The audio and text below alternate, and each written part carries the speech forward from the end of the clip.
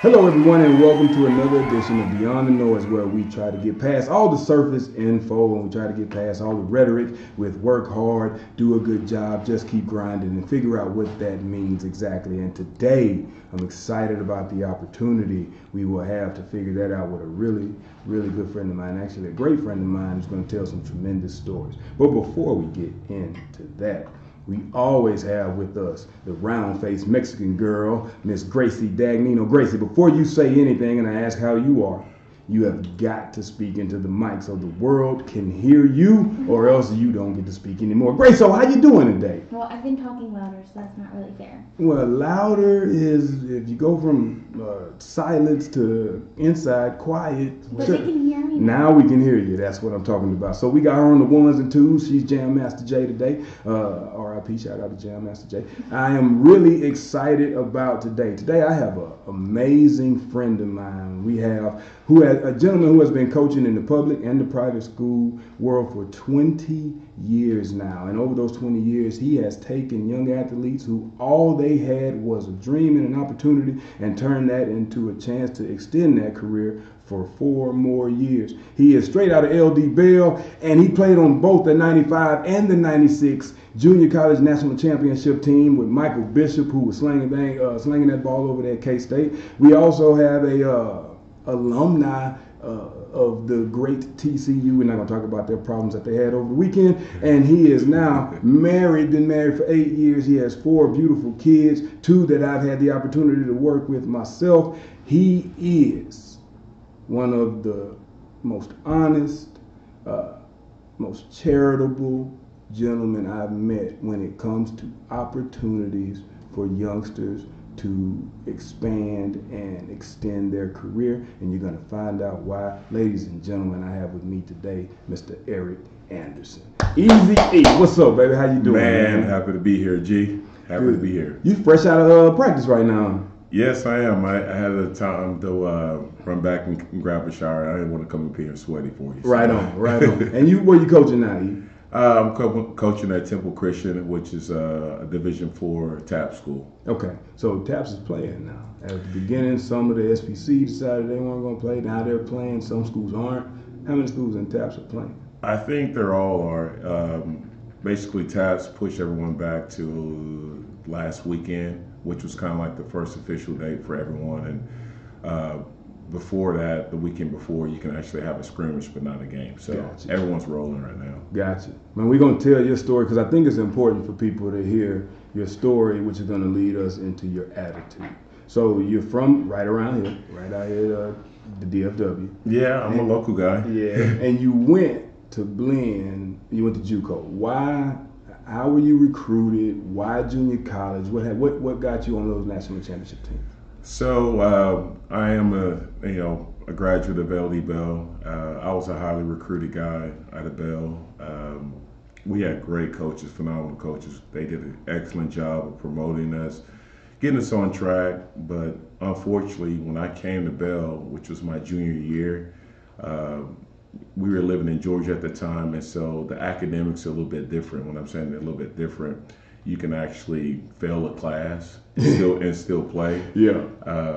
And so I came to Bell, and there was a lot of catching up to do. So, I had everyone in the nation that wanted me. Really? I was very fortunate. I had the only 2 schools that didn't recruit me because academically, it wasn't a fit. Was Notre Dame and Florida State. So you telling me you were highly recruited, multiple offers, and you ended up going to blend? Yeah. Because academically you didn't qualify. Academically. So back in the day, the old man that I am, it was called a Prop 48. Yep. Prop 48 basically means you can go to school, you can be enrolled in school, you can do practice and everything, but you couldn't really participate in the games. Do you know how Prop 48 came about? I have no idea. Okay, so do a little bit of research on Prop 48. I know that the great John Thompson, Yes. big advocate of Prop 48. I think he had, I don't know exactly, but I think he had a lot to do with how Prop 48 came about, to give you and give a lot of minority kids out, who had a great situation, a chance to at least get it right to go further their career. Right. So Prop 48 is a little bit more than just a statement. It actually led you to those national championships, which Absolutely. gave you a university chance. Right? Absolutely, Okay. absolutely. And so I was recruited by everyone, and the schools that basically came down, the top three were Nebraska, Florida, and Miami. Miami from back in the day was in your face, and if you want to go to the league, you want to go to Miami. Right. Nebraska had the big, strong, powerful football offensive wise, but the black shirts on defense, they were sending a lot of guys to the league. Monsters, yeah. And then of course Florida was the swamp. So for you, it was big time defense, NFL bound. That's it. That's what you saw in high That's school. it. And so, I realistically, I told myself that I knew I was good, but going to those programs is going to take me probably my sophomore year to junior year, put myself in the starting position. And so when the whole Prop 48, that didn't really sit well with me as far as just practicing and going to school. I was a good kid, but I was like, I don't know if I could have handled those distractions. Why not? Distractions like what? What do you mean? I think kids are not honest with themselves, because I was in, at the time, Bedford it's a really nice area. It's more on the conservative side. So, taking a visit to Core Cables and going from Bedford to South Florida, I'm like, there's too many distractions. Too many things you can get done. Yeah, exactly. For a young mind. Exactly. And you understood that before you left. Yeah. My parents they were really big on, I don't care how big or what great things you do, you're still Eric. You're still Eric. Kept you grounded. They kept me grounded. So I knew the temptations, that some things that I wouldn't be able to handle, and I just didn't want to put myself in that position. So and not saying I was a bad, Yeah. and not saying I was a bad kid. I think some people are not realistic about the situation. Some kids think, hey, I'm gonna go here and do a great job at UT or wherever it is, and they're not thinking the other side of, what if you get hurt, or what if you get redshirted, or what if you get beat out? I ask kids that all the time. What happens if it don't play out the way you see it in your mind? Well, it will work. No, hold on, young fella. I understand your confidence, and everybody's telling you it will. But what happens if you got to sit down for you? Are you gonna sit down, or are you gonna get upset and try to sprint off? Are you gonna try to go school hopping? I ask that all the time, because when you make that decision, you're the only one that can go. You go into class, you got to go to practice, so the decision has to be yours. It can't be the following somebody else's dream for your future. Absolutely. So and you're absolutely right. And so back when we played, so it's like that was a big commitment. We didn't have the option of, if we go here, we don't like it for a year, we can transfer. I mean, that was just very rare. So you have to do your due diligence before you made that choice. And so those things were in my mind. And my coach, my high school coach, he attended Blinn back in his day before he went to Sam Houston, and he recommended that I go down there. And at the time, Coach Fritz, who's the head coach now for Tulane, I visited with him once, and man, he was just straight up with me. Yeah, what'd he say? He said the one thing that I love about you is your passion. And I was like, I've never heard a recruiter tell me I'm passionate about the game. And I was like, well, Coach, how do you know I'm passionate about the game? He said, the way you play. Tails off. Yeah, I was like, okay, I like this guy already. Yeah. And he kind of described, defensively what he wanted to do with me. He's like, I want to make you our star position. It's a star position. It's basically a bandit, strong safety guy, blitz, nickel back, all that stuff. And it worked out. And I took one visit there, and I said, okay, this is all I need. Yep. And it was in the country. It's home of Bluebell ice cream. Yep. And I was like, you know what? I can do this. Right. I don't need any distraction. My focus is to get here. This is going to be a brand new start for me academically, and I'm going to make the best of this. So you took that junior college situation not as a step down or a punishment for not getting the grades, as an opportunity to become the player you were trying to be, to really have that thing to focus on. Absolutely. Because you got a scholarship at a JUCO. Yes. So before we go a little further, because we're going to go from you got playing on those teams to TCU. Yeah. Help people understand the environment of JUCO. It ain't. I mean, you have some of the best players to walk the earth. Then you have the guys that think they should have a chance to play D1. Then you got everybody else. How does that dynamic work when you play on a national championship junior college team? Well, I'm going to go back to 95 and 96 when I played. I told a lot of guys this at TCU. I don't know if I told you this. When I got to TCU and we wore the Sun Bowl championships in '98 and they took off, my blend team could have beat TCU by 3 touchdowns. I believe it because we were horrible in '97. Yeah. And even the 98 and 99 team, and I know that's hard for people to believe, but it was the most phenomenal athletes I've ever seen in my Did entire you guys life. have 4 All-Americans on that team? Well, and I'll say this with humbleness, G, you know I was a good player, but I was just another guy there. Wow. So I was a team captain, but I'm telling you, I was just another guy there. So let me piggyback on what he means by I know he was a good player. So Eric was the only person, if anybody knows anything about football, you know you thud. You don't take people down to the ground. Tuesday, if you go in contact, you wrap up. And I'm not at anybody that's from TCU that played on them teams. He was the only person that could thud you to the ground. Like he wouldn't fall. You'd be on your back wondering what's going on, and the coach would be like, "Keep him up." I can't, coach. It's his fault. That was really happening. Eric was big, strong, physical, aggressive, and a lot of football sense. Playing on one of the worst teams in the nation. How did that feel in '97 after winning the championship? Playing with us. You know, when we were in that locker room, G, and I believe you played a little bit, or maybe you started that game. Against Kansas. You remember we played Kansas? Yes, that was my And I think we lost by maybe 2 points or 3 points. We lost 17-10 on the Cloud Sky call, and both safety in the corner played Cloud. Yes, that's what happened. And it was growing pains for us all. But I remember sitting in that locker room, and Coach North was like, the bus is about to leave. And I was just sitting there just so angry, but like crying because I haven't lost in 2 years.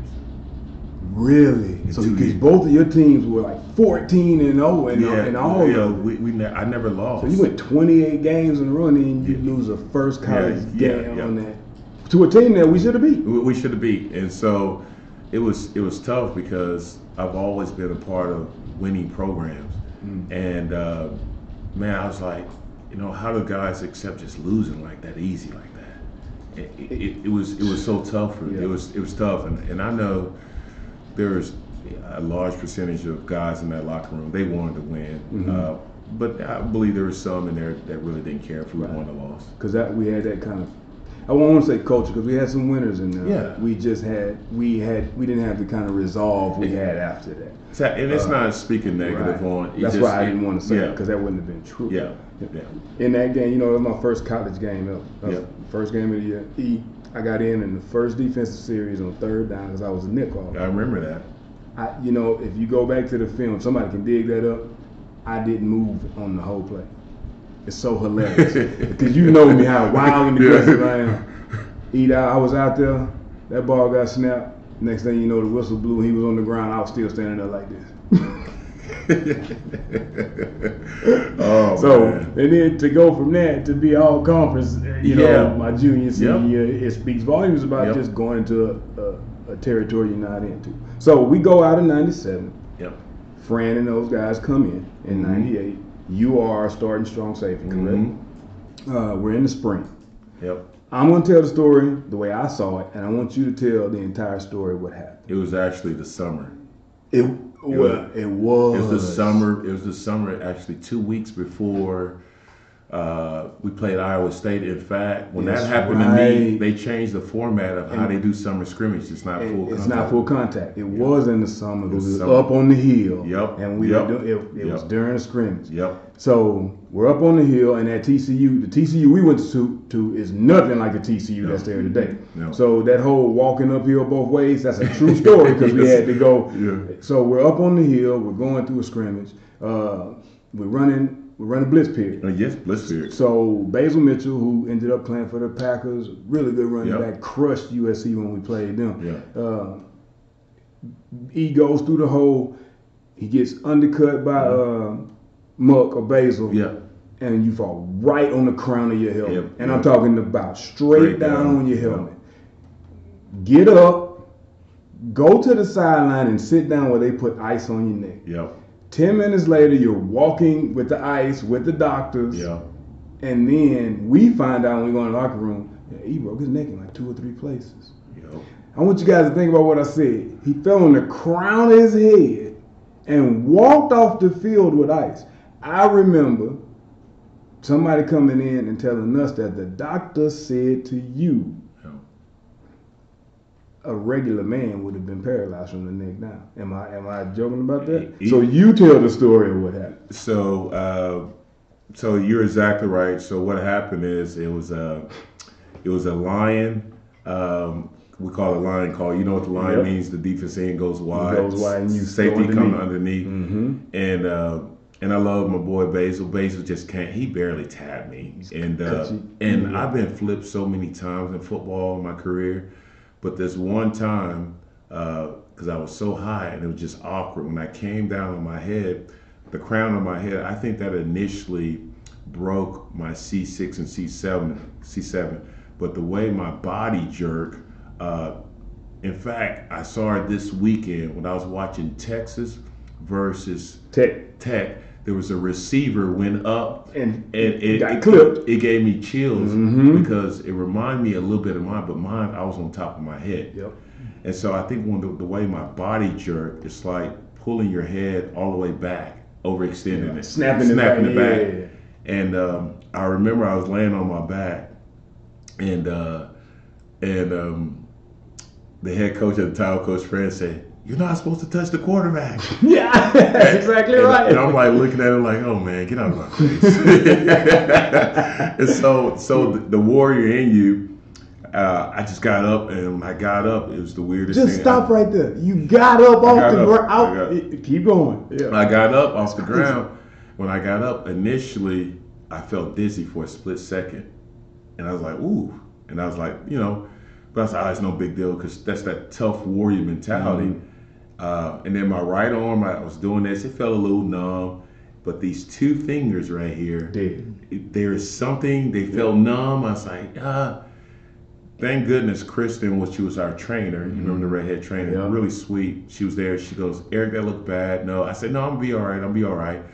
I said, "Let me take my helmet off." She goes, "No, don't take your helmet off." I go, "No, I'm good.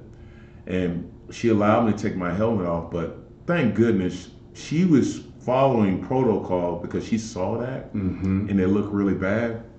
And I was about to go back in, and thank goodness, I walked off and I walked down to the training room and everything. You probably would have died if you went back in. Well, this was crazy. So I go home with my roommate. Yep. And it's just crazy to think about this because I had a broken down. I go home, roommate, and this was that first real moment. And this is the first time I've ever told anyone this. Wow.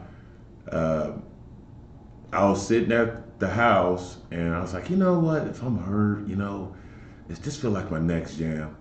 But when Coach P called me, it was just like, it's like a natural, like, oh God, something's wrong. Well, something's wrong.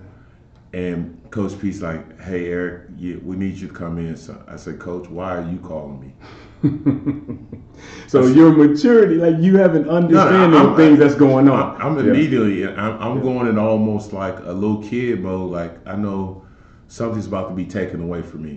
I say, God, I said, "Coach P, why are you calling me?" I said, and he said, "You can come in." I said, "Coach, if I'm hurt, I can redshirt, man. I ain't never been redshirted." And I'm calling like for desperate moments. I'm like, like this ain't right. He's never called me for anything like this. He said, "Just come in, Eric. Just come in." And so they told me like, "We got to get you some X-rays immediately." They rushed me in. They got me X-rays. You're still walking around? Yes, I'm still walking around. I'm walking around. So done. Yeah, I'm walking around, and the neurologist, which is one of the top neurologists who worked on my neck, and praise God, because my neck is awesome. I don't feel anything. He slaps on the X-rays. He puts up the 3 X-rays. Yep. And Kristen's right next to me, and he said, "Son, how in the hell you walk in here?" I said, "Well, what do you mean, sir?" And I'm kind of quivering in my voice, like that about the cry. Like I said, "What do you mean?" He said, "You have a broken C6, a C7, torn ligaments, and a slipped disc." He said, "Son, you have something worse than the late Christopher Reeves." And when he told me that, this is the funny part, y'all. Then my neck started hurting. I started thinking about it. That pain got short. I started thinking about it. Where's the C6? What is that? I don't even know what those C6 things are. I know. I'm like, and then Kristen the tears coming out of her eyes. And he said, "Son, your football career is over." And he said, "You gonna be okay?"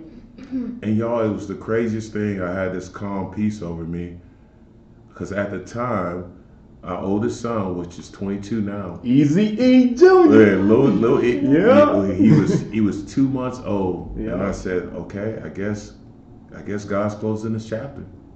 And keep in mind, G, I have never missed a football game since 7th grade. I've never had a broken bone in my entire body. I have never been injured and missed games, ever. So you go from going into what is going to be a super impactful season for you in a defense you love.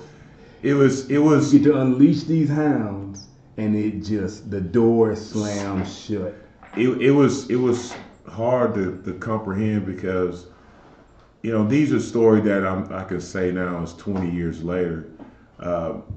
Man, that summer, G, a lot of people, reason why, not only I was hard on myself, I wanted to be the best athlete, but man, I had, at the time, my oldest son, mother, I would be going like just shopping for like little Pampers or something like that. Man, there was agents trying to sign me, and people never knew about that. So some of us did, because let me give you guys some background on why this conversation is so important. A lot of people have aspirations to go to the league. I think going into that year, you were a 4th-round projection going into that before you even got into junior season. Yeah. So you had a chance to literally take this thing by storm. You had a real NFL opportunity. Eric used to do speed work before the summer conditioning, and then go lift in the evenings at the rec center, at the Rickle. Shout out to the old school Rickle, where we used to hoop and dunk on everybody. And go to the Rickle and work out more. So it's not that whole hard work. It was some real detailed prepping. You were essentially prepping for your NFL career. I was. And not hope. Yeah. Like you were prepping for your NFL career. And son, you never gonna play again. Yeah. Not because you're not good enough, not because you tore your knee up, not because you got hurt in the game, because you were running a blitz period and broke your crown. Yeah, and it should have been paralyzed. It should have been paralyzed, and but at the flip side of that, and I tell athletes all the time, I have zero regrets, man. What have you taken from that? 20 years later, looking back, in those moments, what did you take from that time they had you in that brace where you had to spin around like a top? Because we never treated you any differently. I know. It was man, it was so different because it was the first time that you have that real talk to yourself, man, when you're in that brace. That real talk of like, okay, it's your senior year. I know your goals and aspirations playing in the NFL. That's over now, and I fully accepted that. I don't want to interrupt. I was gonna say, you didn't ask why. You just accepted it. I accepted it. That's called maturity, because nothing physical happened to me, bro. I got cut, and I just could not accept. Yeah. I could accept that they thought I wasn't good enough to play on their team. Yeah. I never made an excuse for that. But that's why I kept pursuing. I couldn't accept I wasn't good enough to play, especially if y'all chose me to give me a chance to go play. You had to accept the thing you could do nothing about. Yeah.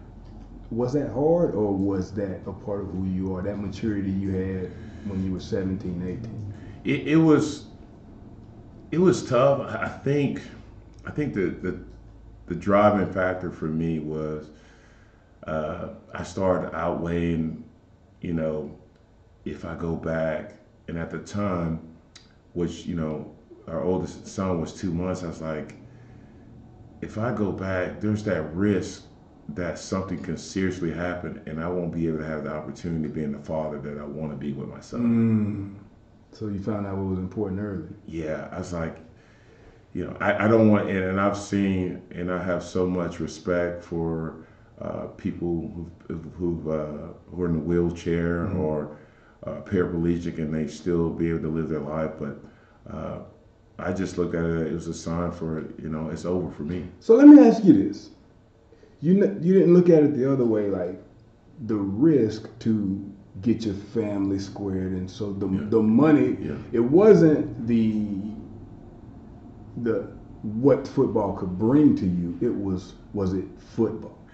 Yeah, I just love football, man. I mean, it was football was everything to me. I mean, G, you've seen it. Some of the things you brought up.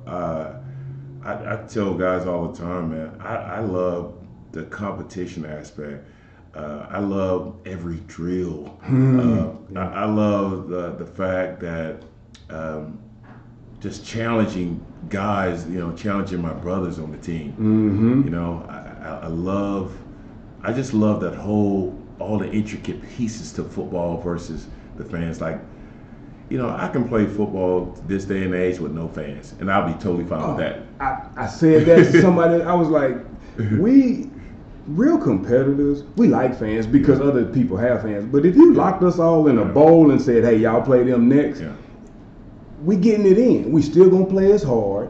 The difference is it will be less negative emotion on the sideline and more focus on the next play, in my opinion. Because when you a dog, and dogs want to bite. I don't care how big your teeth are, dogs want to bite. So that's why we love scrimmage. You know what I'm saying? Yep. Exactly. It is. It's the competition part.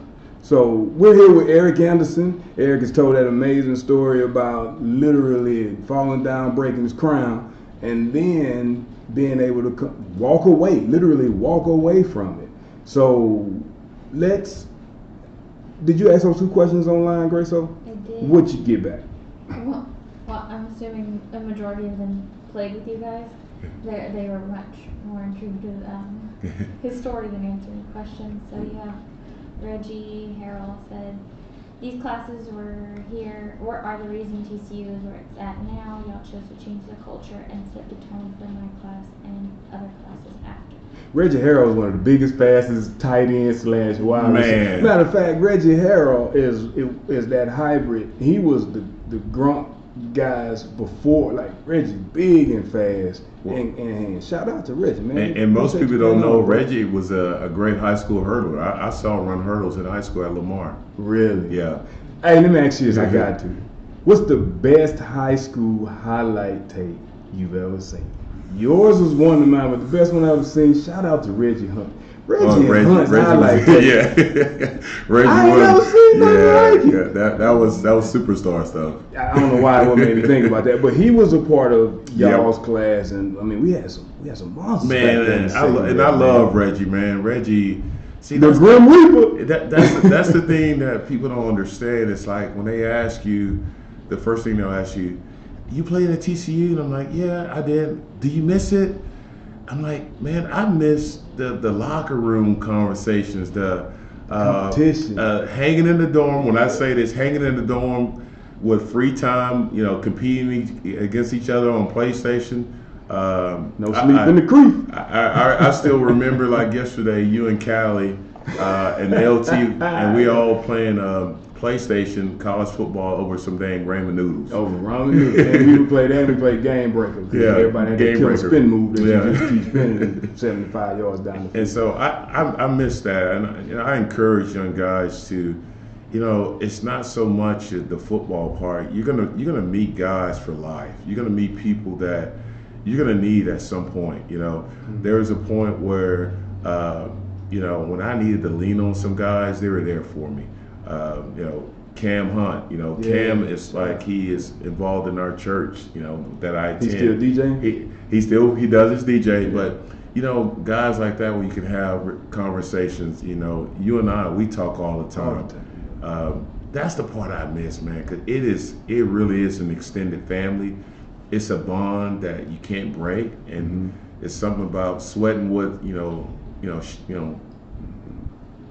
just sweating with, another guy that's going through the same stuff, same challenges. Yeah, and it's so funny that you say that, because we all come from these different worlds, basically. You know, you're from South Mississippi to the mid cities, to the country and Bryan, you know, back to Fort Worth, to Coots, Texas, to, you know, shout out to Lou in California, and Cali, from Orange County, you got a backwoods Mississippi kid roomed with California beach kid who I iron and vacuum, and he ain't never seen an ironing board. Love my dude Cali. You know, he's an AD at the school. I talk to Cali probably I say once or twice a month, and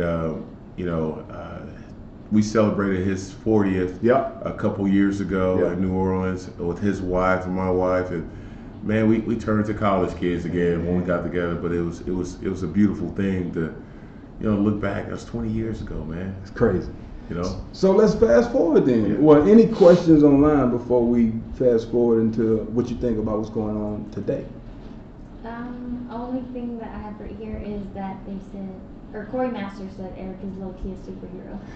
Hey, the boy fell on, broke his crown. You know, C Masters, I want you to leave online, leave your store. I know C Masters runs Smoothie King in Grand Prairie, and I like Smoothie King and I like smoothies, but we got to be able to find you, bro. So if you can, shout out your store location. C Masters played corner over there at TCU. C Masters came to see me a couple of times, just shouting at like it's that bond. And it don't matter how far away we are, we always get back into common ground, or back into conversation. So you're coaching now. Absolutely. And what people need to realize about E is he don't coach for a salary or coach for status. E is coached at some of the schools right here in the DFW you've never heard of, and puts kids into college from that school. Yeah. Why are you doing that, E? And I want you to be honest and how you do it. Not, I just see something in them. Like, what do you see in them? Why do you do those things? Well, first and foremost is, the reason why I do it, I know I have a gift from God with kids. I know that, and I want to use that. What is it? Is it listening? Is it communicating? It's just the understanding the kids. I've been able to understand a kid that has absolutely nothing, and I've been able to understand a kid that comes from a hedge fund family. Yeah. And they all have the same needs. Those needs fall in wanted, love, understanding, challenge.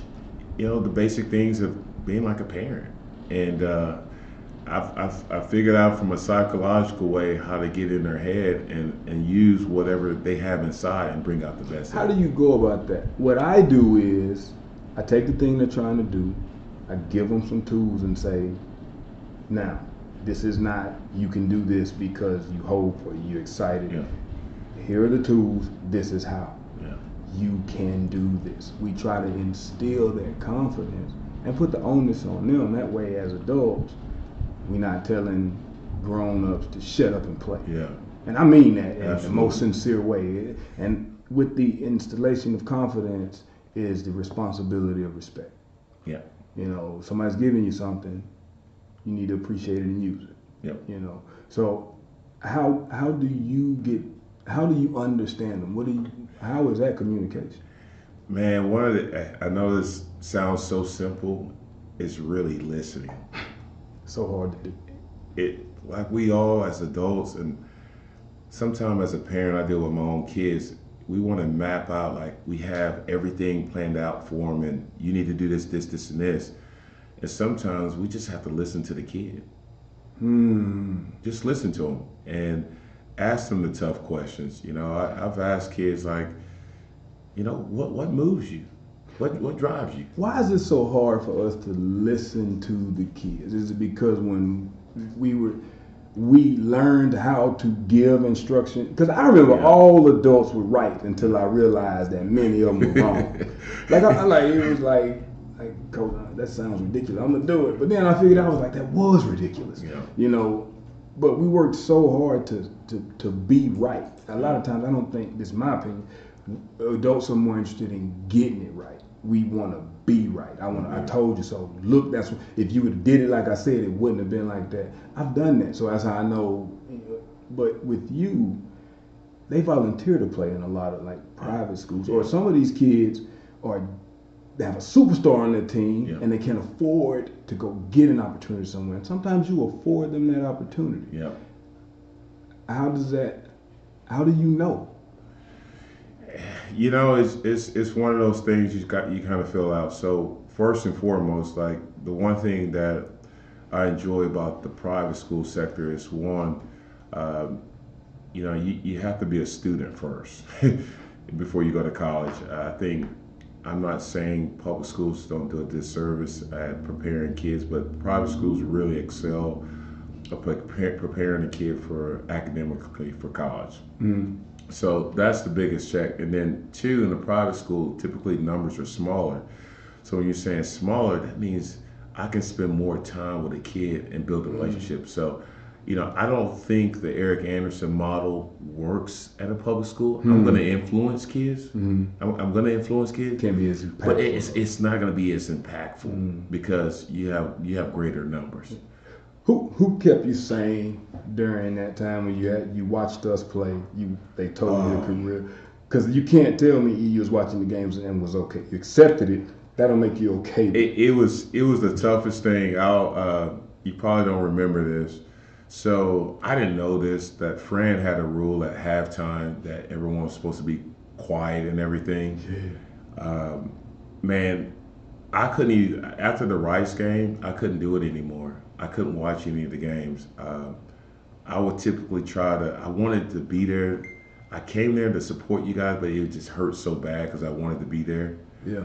And the only thing that kept me sane at the time was my oldest son, because I was like, you know, I can't get so worked up right now because, you know, he's 6 months. He don't know. He like, you know, like, why is, you know, daddy upset? And it was really tough to watch, man, because I felt like I'm loyal at the fault. I felt like I was letting my team down, which I understand what you mean, but there's nothing there's nothing I can do. And then it was tough for me to watch because I was like, you know, I knew in my mind it's over and I gotta let this go. Because Fran and Patterson's like, oh, you can be a graduate coach and stuff. I'm like, no, I can't be around this anymore. Gotta let it go. I can't be around it anymore. So what brought you back? I don't know. I think the competitive side in me is, especially with sports and working with young men. It's like I think, you know, my definition of ministry. Yeah. You know, people think, you know, ministry has to be in church or certain. This is just my way of trying to, you know, help a young man. And naturally, we always think like, well, we need to help the guy that doesn't have a mom or dad. And no, there's kids everybody need help that have mom and dad, and no, mom and dad are doing great and they're good parents, but this kid is lost. Mm-hmm. He's lost. Mom and dad are doing their part at home. People don't listen. They're not listening. And so I'm able, if I can touch him, it's just as big as an influence of helping a kid that's coming from poverty. Because, you know, chances are this kid's gonna have an opportunity and he's gonna be a future leader. And I want him to understand that you know, I wasn't impacting his life. Right. Let me ask you this, as a coach, I've coached college, and we've talked, we've had these conversations and planning and all that good stuff. But we have to find that line between talking at and talking to, or everything being important, making nothing important. How do you find that line as to where they trust that what y'all have, you're not going to use for your betterment or against them? Like, how do you build the trust beyond listening? Because some kids, they say stuff that ain't really worth listening to, just like adults. Like, if I'm going to listen to you, at least have something to say. Yeah. You know? So how do you build the trust for them to have something to say? It's a funny little cliche what I'm about to say. Just walk in a relationship naked. What do you mean? You know, when I say walk in a relationship or walk in and when you're introducing a kid, you just let them know who you are. You're not hiding. Transparent. Be transparent. You're not hiding anything. Mm-hmm. You're not telling all, but you're just not hiding. I'm not hiding anything, and I always reassure a kid. I'm like, it is about you. The end result is about helping you. Mm-hmm. That's like the championships and all that stuff. Yeah, your goal to play at the next level. Yeah, we're gonna do that. Mm-hmm. But the end result is all about helping you become a better person. What did this experience? What did your college football experience teach you about you? What it taught me about me was everything was hit or miss until I realized I missed way more than I hit and still had a good average. And what I mean by that is I'm chasing this one thing and all these other good things are happening that I can't even see. Yeah. Because I keep paying attention to the strikeout or the pop fly or whatever. Now I realize I got a pretty good batting average on the way up there. I didn't win a championship, but I got a pretty good batting average. So now that I'm realizing that, I can see where sometimes parents, not at fault, but to a detriment, don't want a lot of pop flies, strikeouts. You know, but you gotta get at bats, and not all at bats are gonna go your way. And that's what I'm learning is, you know. But what we do is we suppress them. It's like, well, we're not this, and you're not that, and you're not. We know you can't do this. That's why we're here. No, the way I see it is, you can do a lot of things. That's why you're trying to max that. Yeah. So for you, how do you go about maxing that? How do you go about finding that and pulling that out of there without it being detrimental to their confidence or you being enabling to their situation? You know, it's being honest. I think this day and age, we've kind of gotten away from just being honest with a kid. I think, you know, as parents and, you know, influencers, we want to tell kids, you know, what they want to hear, or we want to give them a soft no versus just being honest with them. And then we come at them hard whenever things don't work out. Yeah, and you know, I think going back to what you just said, what I got out of college is, you know, it's just handling adversity. You know, adversity is always going to be there in your life. Can't avoid it. You can't avoid it. Is what I learned out of that situation for me at TCU is like, okay, man, if I can get through that, I can be successful in life. And it was the first time that I tapped in, I call it the other side of my brain of the willpower beyond athletics. What do you mean by that? Well, everything I've always supplied. So, you know, from age, you know, 7th grade till, you know, 1998, it was taken away from me. It was all about sports and football and, you know, training hard, being the best, you know, doing what I'm supposed to be doing. But I never really tapped in the other side of that same willpower can make me a great father, a husband. Same concept. Can make me great with relationships, great in business, you name it. But I never tapped into that side until I was forced to go to that. Wow. So you had it eliminated your go-to. Yeah. So you had to grow from what you were coming from. Yeah. That's special. That's amazing. Do we have anybody online, any questions, any comments? What are you seeing over there, Grace? Yes. You have Corey Masters said, I played for Coach Bennett, but didn't play for Coach P. Can y'all compare those two defensive minds? Okay, so I'm going to keep... There's more. And then Shannon said, I'm proud of the man, father, and husband you've become after all you've been through. And I say that because we all had dreams for the NFL and you got yours taken away, but you made new dreams come true. Yeah, Shannon's my guy, man. It's funny. Again, as I mentioned earlier, I miss those times we were together because Shannon brought up some old stories that we shared that I can't share online right now. Of course, we can't tell. And man, it was like yesterday. I just started dying laughing. Yeah. And but yeah, yeah, it's been great, man. I'm gonna answer that, and then I'm gonna ask you a question. So, and then you have Paul Robinson said, "Yes, sir. I totally agree. Coach E and Greg get all of my respect for helping my son, because where my son was with Prime messed him up. Just because you're a Hall of Famer doesn't make you the best coach." easy that cowboy. We ain't shooting shots now, baby. Come on now. And then he goes on to say, "But naked truth is always the best way to be when establishing a relationship with anyone, especially children, and particularly helping involved parents." Shout out to Paul, because I'm gonna say something. Paul, you know he from the country, because only country folks say, "Oh, that's a straight up butt naked truth." And then you have one from Reggie Harrell said, "This topic hits home for me. I made it to the league, took a couple teams, finally made it with the Bears, and in training camp, a teammate hits me in my throat, tore my vocal cords, and my Adam's apple was on the right side of my neck, and my trachea was severely damaged. This ended my career. I was going to be the first wave of receivers who transitioned into the now receiving tight ends. That's exactly what I had to get a job ASAP. Quit what I love doing." Yeah. The answer C Master questions in between Bennett and Patterson, both very intense. I think Coach Bennett, he was built on that old school style. The old school style is in your face. Say some things that I don't think is necessary to tell anyone. Right on. I love Coach P, because I tell people this all the time.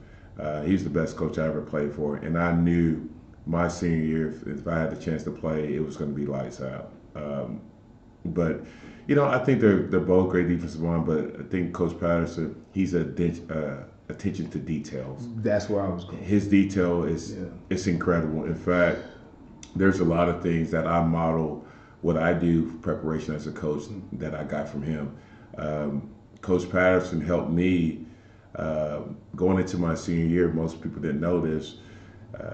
Curtis Fuller and I, we used to go during the summertime watching film when nobody else was doing it. I want y'all, everybody listening, hear what he just said, because Curtis Fuller got drafted, did he not? Yeah, he got drafted. And Curtis Fuller used to run, it was 183 pounds. Yep. Used to run downhill, and every time you knew he hit somebody hard, he had to go change his helmet and everything. He would always come discombobulated.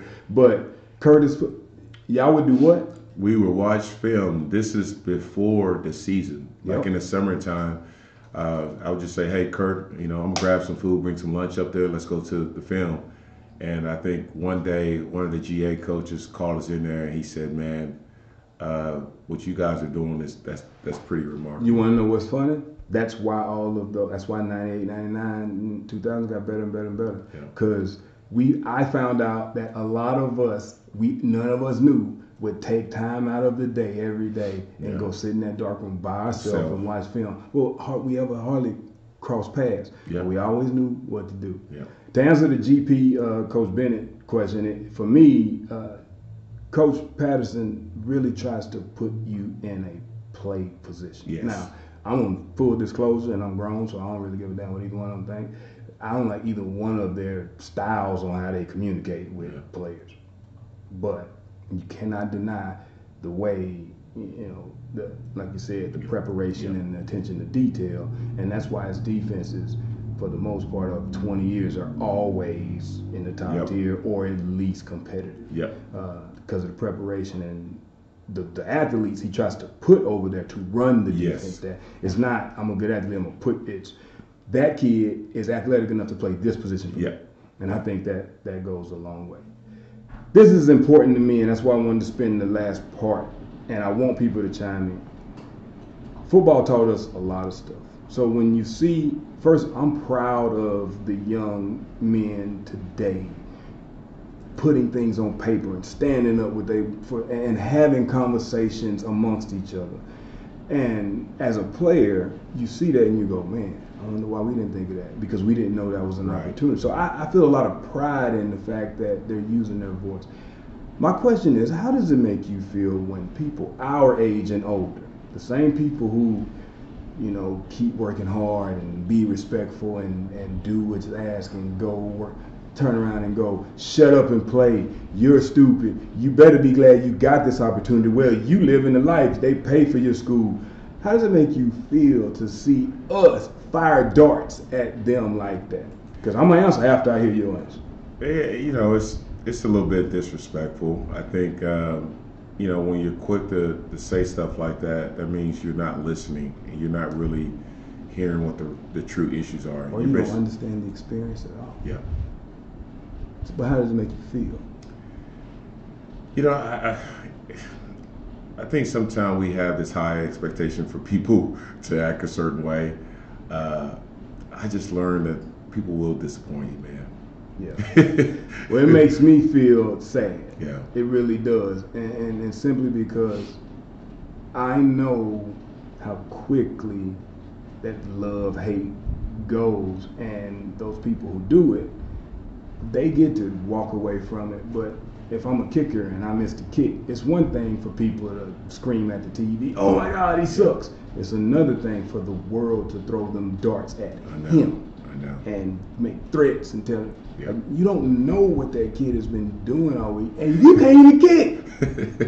And that's the thing that bothers me the most, is that we speak about these ideals, but we don't live in a space to exercise the standards. I've been thinking about this all week, and I'm for everybody online, I wanted to say this to you because we have these conversations, and you're in a position to where there are prerequisites for you to be involved with these people, right? Yeah. And there are standards, but there are job requirements. Yeah. Like you got to have this kind of experience and this and the other. What are the requirements to run for president in the United States of America? What are the requirements? Does anybody know? You have to be a U.S. citizen. You got to be a U.S. citizen.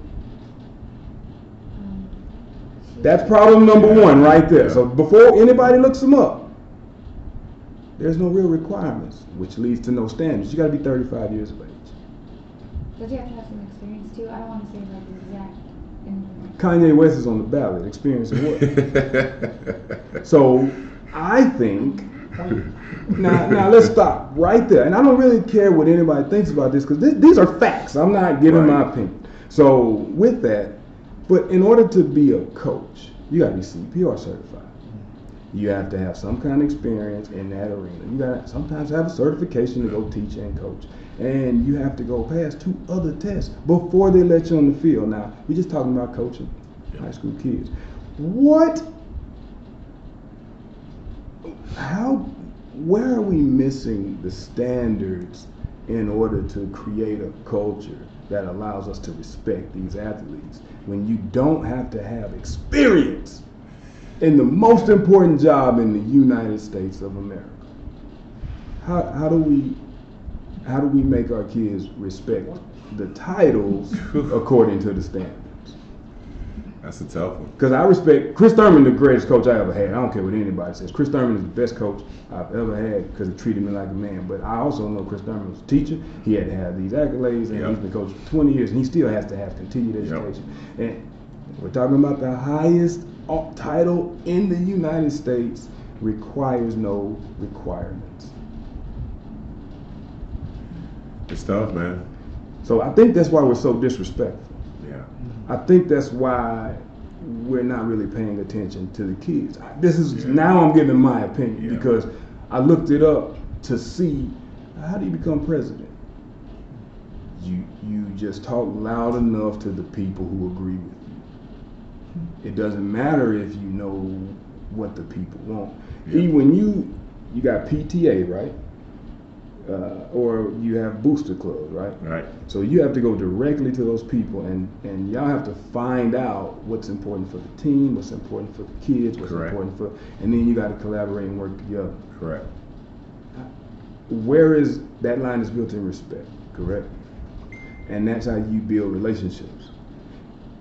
Why can't we take that model and treat each other like people in the United States when we love these sports, but we tell people to shut up and play? I know it's a hard question, but I'm literally asking questions I'm trying to find the answer to. Yeah, I think it's going to come down to there's got to be, communication, some open, hard conversation that people don't want to talk about. And then some reconciliation. Yes. But it's got to be an understanding. If we're going to talk about some issues, there's got to be understanding when we leave this room that, we can agree to disagree, but I think people have trouble just, being honest and having tough conversations. What do you think the most important thing for your athletes at 15, 16, 17-year-old to understand at this point in their life that you can teach them through the sport? Man, just, the biggest thing is respect yourself first. Respect, man. You gotta respect yourself first. If you don't respect yourself, you're gonna disrespect any and everything around you. That's starting with mom and dad. That's starting with anyone outside your home. So if you don't have an understanding of respect, and I'm speaking mainly for young men, if you don't have that respect, it's just gonna spiral out of control. What does respect mean to you? How do you exercise respect? I'm saying, when I say respect, be the best person you could be. And is that saying you have to be a certain academic or a certain that? No, I'm just saying, try your hardest. If you're a B student, you're a B student. If you are, a second string or third string, that's it. But just be respectful to yourself. Why do you help these kids get to college?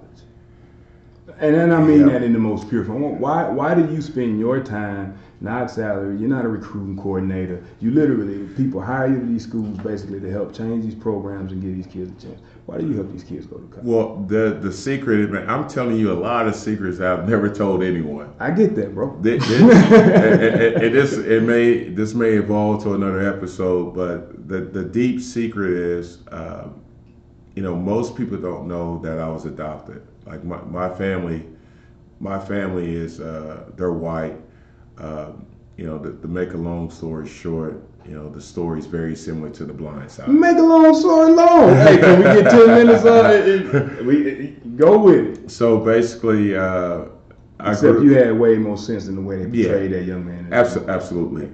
Pissed me off. But so I grew up in New Orleans, and just basically a situation where still to this day I don't know who my biological father is. My mother, I love her, but she still practiced, some bad habits, and I love her, but I just know I gotta maintain a healthy, distant relationship. What you just did was exercise respect. Yeah. So your feelings, because I see the feelings in your face, but you exercise respect. Respect for your mom and the title. Continue. That's what he means by respect. And so, I was in a situation where, a family took me in, which it was their biological family. I was the only adopted kid, which is my family now. And they taught me about respect and conducting yourself in a certain way. And so, knowing that now, that a family gave me a chance. Family gave me a chance because I was that kid. I just wanted someone to love me, to give me a roof over my head, to have just a meal on the table. I'm like, just give me a chance because my dad ain't around. My mom's on this. My grandmother kind of raised me, but she had limited resources. I was always that kid that wanted a chance. And so telling you my story now, it's like, you know what? I don't want a kid to ever feel like what I felt like. So when someone comes to me and say, hey, coach, I really want a chance to go to college, whether it's academically or athletically. You start using your resources. I turn to the 8-year-old boy. The 8-year-old boy said, okay, I'm gonna give him a chance. Wow. But I'm gonna be honest with him and say, it's gonna be on you. Because what Eric Anderson did is, as soon as the family took me in, I took every opportunity and I made the best of it. So you didn't do anything for them to take you. They gave you that chance. They gave me that chance. Whatever I said before, opportunities are given. We don't earn them. In America, we love to think we work for everything. There is a man, Coach Buckley. Shout out to him. I did not know this man from Adam. He coached George County, Lucedale, Mississippi. He called TCU. If that man old white guy football coach from the country, he didn't see anything but an opportunity he could give away. That's the only. Every time a kid, I want to play in college. What college you want to go to? Now we gonna stop listening to all the people around. I want to go to Florida State. Are you sure? Yeah. Because I don't like people. Well, that's not realistic. Well, guess what? It's 112 people on that Florida State team, so it is realistic. So continue. And I turn into that 17-year-old kid. I really do. It just the way you said it is like I always go back to him shaking my hand and looking at me and saying, "Son, you keep doing what you're doing. You don't get a chance to play somewhere." Yep. That family they didn't have to. They didn't have to. They saw something in you that would allow them to feel good about giving you a chance. Yeah. Whoa. Yeah, it was pretty amazing, and especially what the things that are currently going on right now. My mom and I, we've had some conversations on. I'm like, how did you shield me from all that stuff? Because my family did such a good job of shielding me from racism and all that stuff. I didn't experience that until I got older. I mean, and it was pretty remarkable. Were they colorblind? But did they treat you like you was black? No. I mean, they treat my They mom. understood that there's a cultural difference because that's rare. That's basically what I'm asking. They understood, and they understood my situation, and they just they treated me like I was one of theirs. So in all that get understanding. Yep. E. Grace, you learned anything today? Anybody got any questions, comments, concerns before we wrap up? Golly, I wish we didn't have to wrap up. Shannon said he loves you. Yeah, man. And Jack Brown said, "That's why I respect you, keeping it real and never afraid to address the elephant in the room. Respect is one of the foundations of the room, of a properly functioning society." I want to say this about Jack. Jack has a son, Dalton, who is a huge kid. He may be one of the most, now I understand, because that's a pillar in their home. He's one of the most respect. And I ain't talking about that genuine, yes sir, no sir, yes sir. I'm talking about genuinely respectful. He understands his size, so he's not a bully. Exactly. He's very respectful, and he's a good football player. Yeah. Jack, if you don't send me that video, you're gonna have some problems. But he's a good football player. What do you want to leave the people with, Grace O? Gosh, I mean, you made me cry. Well, just that. I mean, it kind of that the opportunities don't come unless you're already putting yourself in a position to be prepared. And I think I got that the most from you talking about even after you got that opportunity in college and preparing for what you wanted to come next. I appreciate it. So graceful in accepting what happened because I was not that graceful. Man, I'd still be somewhere banging my head. You go from hoping to get a meal to somebody taking you in. You go from a hopeful first day pick to hoping you can walk. Yeah. You go from being back able to walk to right back into football. Yeah. Leave the people with something they can keep. Man, just we're all dealt with a certain hand in life, but just make the best of it. Being on this side of 21, I'm so appreciative of what I have. I love everything. The opportunities are given to me. I love all my circle of friends. So we have some, I have some friends and family members. People are still bitter about a situation that happened, and at some point, as human beings, we gotta let it go. You gotta let it go, and try to move forward and look forward and be an impact on someone, man. I said this to my wife today. I say, when I visit the bank sometime, I just ask how the person's day's going. Man, that's so. Grace, have you ever heard that before?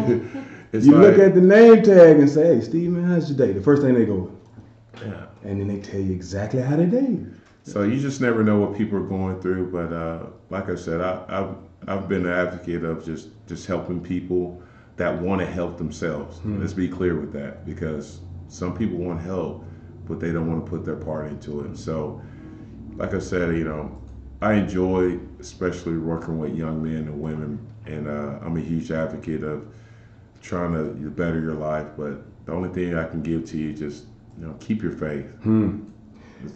Yeah. I'm going to leave you guys with this. I got a really great friend, Jamal Powell. Jamal Powell played football with us. He was a coach at SMU. I go see him during the week. Shout out to Jamal. I don't care if he is mad about me saying it. I learned this from him last week. Jamal has stage 4 colon cancer. Don't feel bad for him. He made me make sure that everybody understands he is doing well. But he said this, and I want to leave you guys with this. G, I didn't ask for this burden, but I didn't ask for this charity either. Mm-hmm. And I said, well, you know why people treat me like this? He said, you know, I kind of think I do, but you tell me. I said, because you always treated people like people. Yeah. You got to treat people like people. So, E, this has been so fun. You will be back soon, brother, because I want to go a little bit deeper on the aftermath of not being able to. So. Oh yeah, man. This is it's been therapeutic for me too, because like I said, I've never even talked about this. You know, some of the detail, which is great, and man, it can help any young man or any person out there. I love to tell them. You know, you helped me. Well, we got to go. That's our time. I went 5 minutes over on purpose. Hey, that's why we call it Beyond the Noise. I really appreciate you guys. We will see you next Monday. Dang it, E. That was the best one. I done had 3 best ones in a row. Oh. Nobody has to tell me. I think that was good. That was. Man, we could have talked all day. It's like that's a whole nother segment on getting adopted and so now we're